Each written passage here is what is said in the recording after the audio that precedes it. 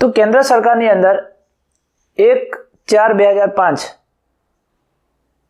ત્યારબાદ લાગેલા અને 1/4/2005 અને તેના પછી જેમની નિમણૂક થઈ છે એવા તમામ કર્મચારીઓને નવી પેન્શન યોજના લાગુ પડે છે. તો ગુજરાત સરકારે 18/3/2005 રોજ ઠરાવ કર્યો અને 18/3/2005 રોજ ઠરાવ કરી અને એવું જાહેર કર્યું કે હવે પછી એટલે કે 1/4/2005 અને ત્યારબાદ જે પણ કઈ કર્મચારીઓ નવી નિમણૂક મેળવશે એ તમામ કર્મચારીઓને નવી પેન્શન યોજના લાગુ પડશે.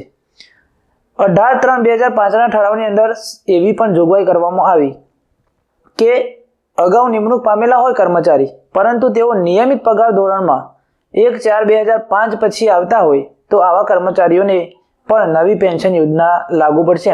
એવા કર્મચારીઓની જૂની પેન્શન યોજનાનો લાભ મળશે.